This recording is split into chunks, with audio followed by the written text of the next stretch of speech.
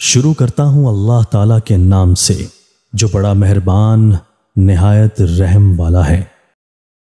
حضرت ابن عمر رضی اللہ تعالیٰ عنہ سے مروی ہے کہ انہوں نے فرمایا، سبحان اللہ مخلوقات کی عبادت ہے، الحمدللہ شکر کا کلمہ ہے، لا الہ الا اللہ اخلاص کا کلمہ ہے، یعنی کلمہ توحید ہے کہ وہ اپنے پڑھنے والوں کے لیے آگ سے نجات کا سبب ہے، اور اللہ اکبر کا ثواب آسمان و زمین کے درمیان کو بھر دیتا ہے۔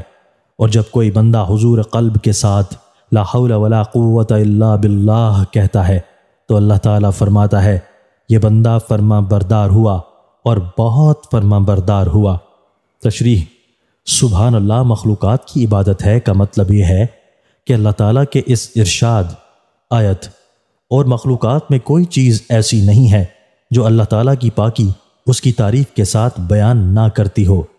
کے مطابق، چونکہ تمام ہی مخلوقات اللہ رب العزت کی پاکی بیان کرتی ہے، اس لیے یہ ان کی عبادت ہے۔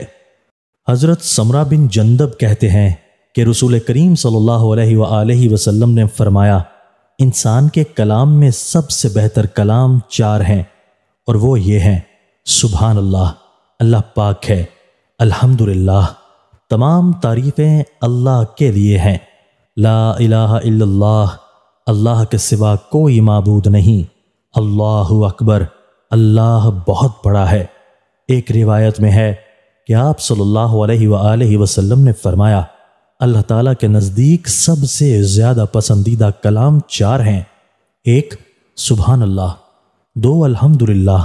3 لا الہ الا اللہ، 4 اللہ اکبر۔ ان میں سے کسی بھی کلمہ سے شروع کرنا تمہارے لیے نقصان دہ نہیں ہے۔